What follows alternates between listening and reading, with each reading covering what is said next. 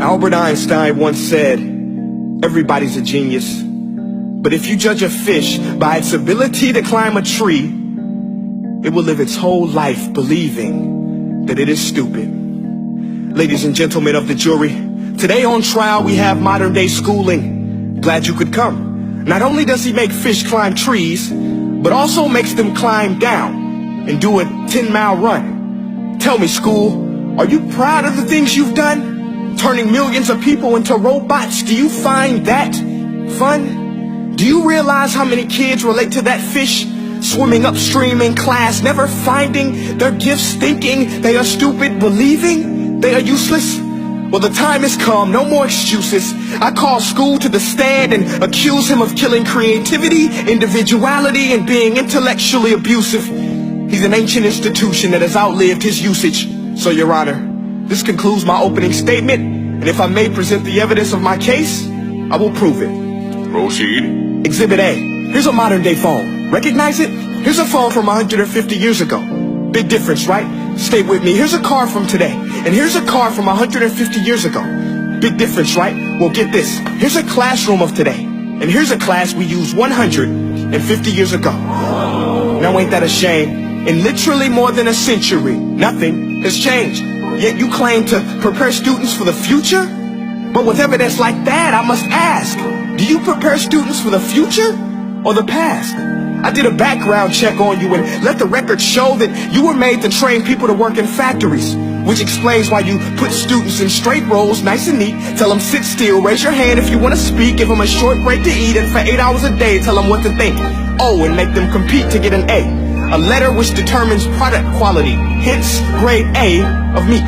I get it. Back then, times were different. We all have a past. I myself am no Gandhi. But today, we don't need to make robot zombies. The world has progressed. And now we need people who think creatively, innovatively, critically, independently, with the ability to connect. See, every scientist will tell you that no two brains are the same. And every parent with 2 or more children will confirm that claim. So please explain why you treat students like cookie cutter frames or snapback hats, giving them this one-size-fits-all crap. Watch your language. Sorry, Your Honor, but if a doctor prescribed the exact same medicine to all of his patients, the results will be tragic. So many people will get sick, yet when it comes to school, this is exactly what happens. This educational malpractice, where one teacher stands in front of 20 kids, each one having different strengths, different needs, different gifts, different dreams, and you teach the same thing the same way? That's horrific. Ladies and gentlemen, the defendant should not be acquitted. This may be one of the worst criminal offenses ever to be committed.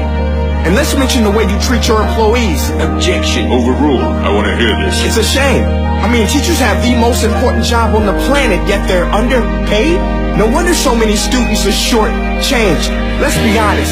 Teachers should earn just as much as doctors, because a doctor can do heart surgery and save the life of a kid. But a great teacher can reach the heart of that kid and allow him to truly live. See, teachers are heroes that often get blamed, but they're not the problem. They work in a system without many options or rights. Curriculums are created by policymakers, most of which have never taught a day in their life. Just obsessed with standardized tests. They think bubbling in a multiple choice question will determine success. That's outlandish. In fact, these tests are too cruel to be used and should be abandoned, but don't take my word for it. Take Frederick J. Kelly, the man who invented standardized testing, who said, and I quote, "These tests are too cruel to be used and should be abandoned." Ladies and gentlemen of the jury, if we continue down this road, the results will be lethal. I don't have much faith in school, but I do have faith in people. And if we can customize healthcare, cars, and Facebook pages, then it is our duty to do the same for education, to upgrade it, change it, do away with school spirit, because that's useless. Unless we're working to bring the spirit out of each and every student, that should be our task. No more Common Core. Instead, let's reach the core of every heart in every class. Sure, math is important, but no more than art or dance. Let's give every gift an equal chance. I know this sounds like a dream, but countries like Finland are doing impressive things. They have shorter school days. Teachers make a decent wage. Homework is non-existent, and they focus on collaboration instead of competition. But here's the kicker, boys and girls. Their educational system outperforms every other country in the world. Other places like Singapore are succeeding rapidly. Schools like Montessori, programs like Khan Academy. There is no single solution, but let's get moving. Because while students may be 20% of our population, they are 100% of our future. So let's attend to their dreams, and there's no telling what we can achieve. This is a world in which I believe, a world where fish are no longer forced to climb trees. I rest my case.